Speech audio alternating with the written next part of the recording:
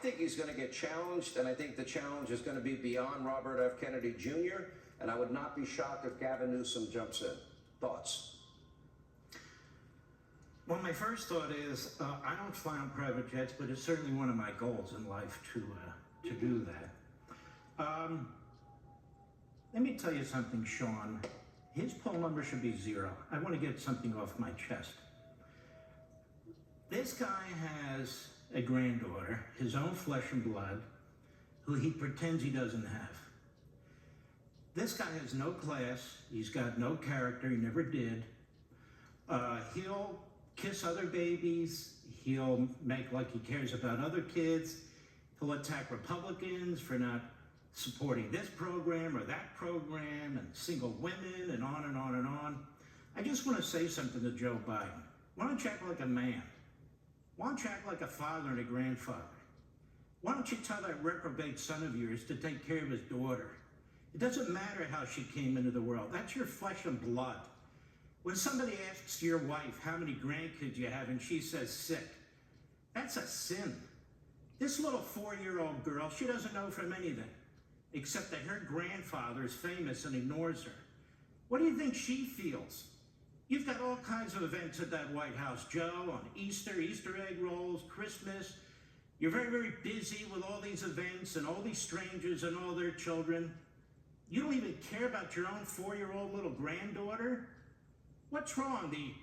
The mother wouldn't have an abortion, and so you're offended by it? And you claim to care about single women and women, and you attack Republicans relentlessly. You don't care about women. You don't even care about that single woman. You don't even care about the mother of your grandchild. So you have no class. You don't act like a man. You don't say to your son, look, you take care of that little girl, and if you can't afford it, I'm a millionaire, you are, I will give you some money to do it. You step up and you do the right thing. Now you imagine what that 4-year-old little girl feels like. This guy should be getting a 0 in the polls. And as well as his mental capacity, we ought to be talking about his character. He has no character. He has no soul. He doesn't give a damn about his own family. You think he gives a damn about strangers? I would ask the audience, you think he cares about you and your kids? Would you turn your back on a little girl like that? It doesn't matter how she came to be. She is, and his son had a role in it. He says he's proud of his son. It's one thing to defend your son, but it's another thing to be proud of this kid who was a drug addict, who paid for prostitutes, who purchased a gun and lied on his form, who didn't pay his taxes, who got a woman pregnant and then walks away from the baby. You're proud of that? Honestly, sir, you're sick. And the fact that you don't step up and take care of business in your own family tells me plenty. So as far as his polls go at 36%, I can tell you, in my family, it's a big 0. And I think people need to think about the complete lack of character of this man. There's a reason why they don't discuss this on CNN and MSNBC. There's a reason why they don't write about it in opinion columns in the New York Times and the Washington Post.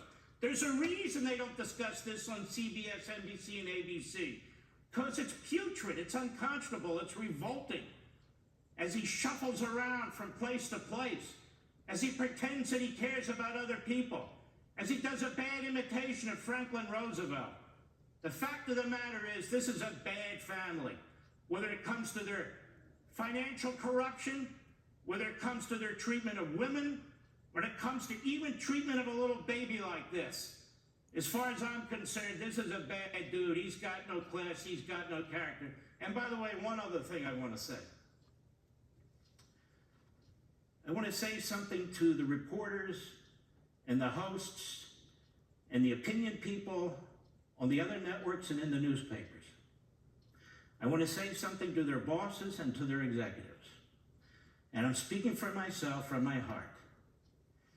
When you release all your damn emails and all your damn text messages and all your damn documents, voluntarily I assume, then you can lecture us. Otherwise, screw off. I'm done.